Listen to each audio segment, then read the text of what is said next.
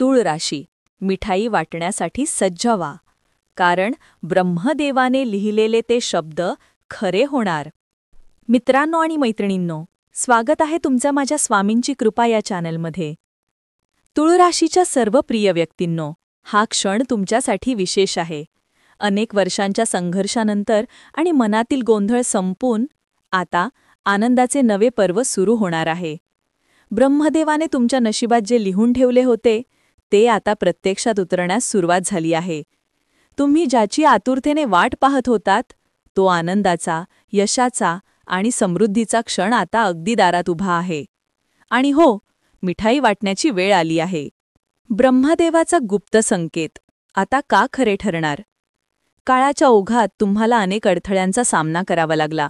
आर्थिक संकट, मानसिक तणाव, घरातील वाद, नात्यांमध्ये गैरसमज, हे सर्व जणू तुमच्या मागेच होते. पण आता ग्रहस्थितीत मोठा बदल घडून येत आहे. ब्रह्मदेवाने तुमच्या भाग्यात समृद्धीचा मार्ग उघडला आहे. आता ज्या कामांकडे तुम्ही आशेने पाहत होता, नोकरीत बढती, व्यवसायात नफा, आर्थिक स्थैर्य, कौटुंबिक आनंद, हे सर्व हळूहळू तुमच्या हातात येऊ लागणार आहे. सकारात्मक संकेत कोणते दिसू लागतील? जीवन बदलण्याची सुरुवात. तूळ राशीसाठी आता जणू नवीन पर्व सुरू होत आहे. ग्रहांची अनुकूलता आणि ब्रह्मदेवाची कृपा तुमच्या जीवनात आशेचा दीप उजळवत आहे. पुढील काही दिवसांमध्ये तुम्हाला खालील सकारात्मक संकेत जाणवू लागतील. आर्थिक लाभाचे संकेत. अचानक पैसे मिळणे, जुनी थकबाकी, गुंतवणुकीचा फायदा, बोनस किंवा लाभांश. व्यवसायात नवीन ग्राहक, मोठ्या ऑर्डर्स किंवा नफा वाढण्याची संधी. आर्थिक नियोजन करण्याची प्रेरणा मिळणे. घरगुती खर्च संतुलित राहणे. नोकरी आणि करिअरमध्ये सकारात्मक बदल.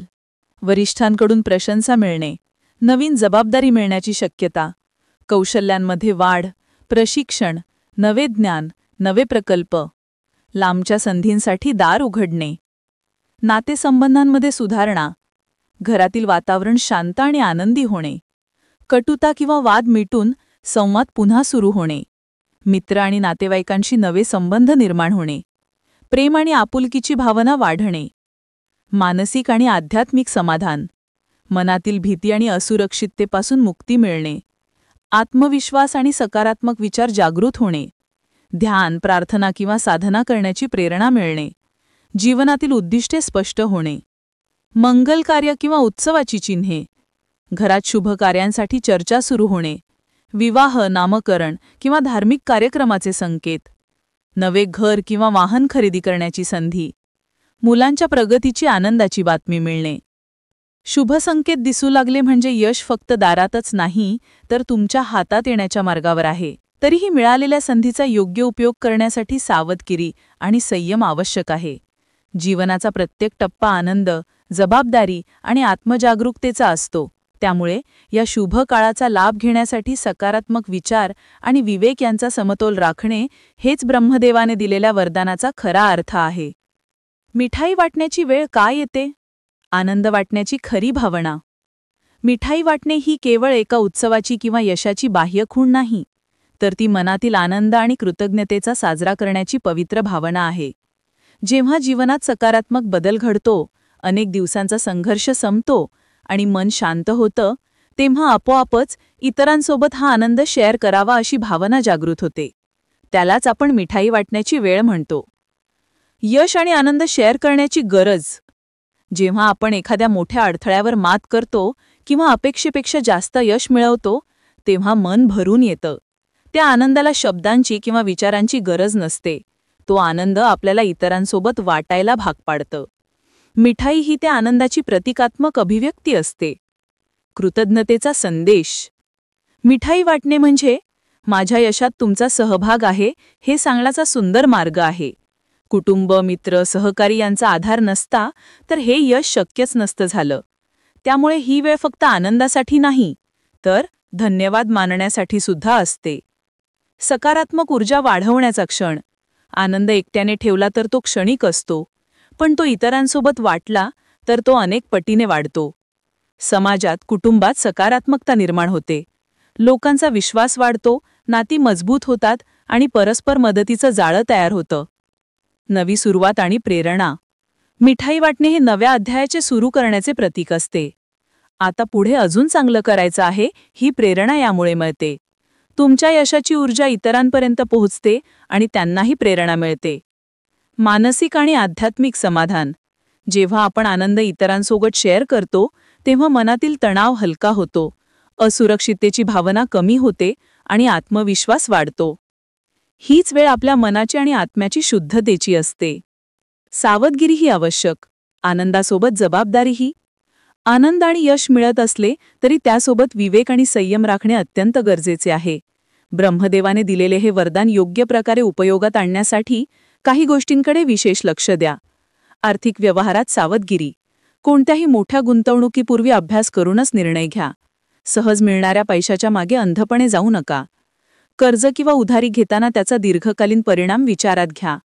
विश्वास न ठेवलेल्या लोकांची आर्थिक व्यवहार टाळा. नात्यांमध्ये संयम. आनंदाच्या क्षणी अहंकार वाढू नये याची काळजी घ्या. वाद निर्माण होण्याची शक्यता असल्यास संवादाने समजावून सांगा. जुने कटू अनुभव मनात ठेवून नवे नाते नष्ट करू नका. प्रत्येकावर जास्त अवलंबून राहण्याऐवजी स्वतःचा आधार मजबूत करा. मानसिक संतुलन राखणे. यशाच्या क्षणी स्वतःला विसरून जाऊ नका. ध्यान किंवा प्रार्थनेचा नियमित सराव करा. कामाचा ताण वाढल्यास विश्रांती घेण्यास मागे हटू नका. कोणतीही भीती किंवा शंका मनात आली तर ती खुल्यापणाने शेअर करा. दिखावा आणि अहंकार टाळा.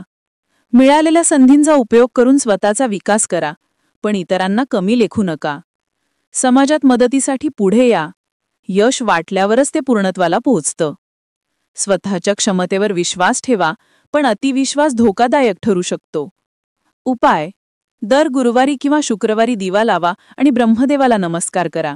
शक्य असल्यास अन्नदान किंवा गरिबांना मदत करा. कुटुंबासोबत वेळ घालवा आणि सौहार्द टिकवा. मानसिक शांततेसाठी ध्यान किंवा प्रार्थना करा. नकारात्मक विचार दूर करून सकारात्मकतेचा संकल्प करा. नवे यश, नवे मार्ग, नवी संधी.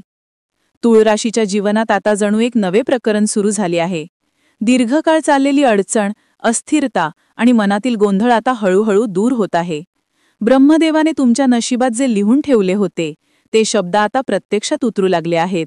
या काळात तुमच्या समोर नवे मार्ग खुले होत आहेत.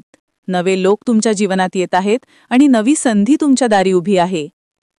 मिठाई वाटण्याचा हा क्षण केवळ आनंदाचा नाही, तर कृतज्ञतेचा आणि आत्मचिंतनाचा देखील आहे. यश मिळाले तरी ते टिकवण्यासाठी संयम, जबाबदारी आणि विवेक आवश्यक आहे. यशाची चमक आपल्याला आंधळ करू नये, तर ती अंतःकरणात सकारात्मकतेचा प्रकाश निर्माण करावी. तुमच्या कुटुंबाचा आधार, मित्रांची साथ आणि स्वतःचा आत्मविश्वास यामुळे तुम्ही जे काही साध्य कराल त्याचा लाभ केवळ तुम्हालाच नाही, तर इतरांनाही होईल. शेवटचा संदेश. आता पुढे कसं जायचं? आजचा आनंद उद्याच्या प्रेरणेत रूपांतरित करा. यश मिळालं तरी विनम्र राहा आणि मदतीसाठी हात पुढे करा. मनात शंका किंवा भीती आली तरी सकारात्मक विचारांनी स्वतःला उभं करा. संयम, प्रेम आणि सेवा या 3 गोष्टी तुमच्या जीवनाला संतुलन आणि शांतता देतील. मिळालेल्या संधीचा उपयोग फक्त स्वतःसाठी नाही, तर समाजासाठीही करा. हेच खऱ्या अर्थाने ब्रह्मदेवाच्या आशीर्वादाला साजेसं ठरेल. तुळ राशीच्या या नव्या प्रवासात तुम्हाला भरभरून यश आणि समाधान लाभो, अशी मनपूर्वक शुभेच्छा. तर मित्रांनो आणि मैत्रिणींनो, आजचा हा व्हिडिओ कसा वाटला ते नक्की कमेंटमध्ये सांगा. आणि कमेंट बॉक्समध्ये जय श्री गुरुदेव दत्त लिहायला विसरू नका. असेच नवीन व्हिडिओ पाहण्यासाठी चॅनलला सबस्क्राईब करा, लाईक करा आणि शेअर करा. धन्यवाद.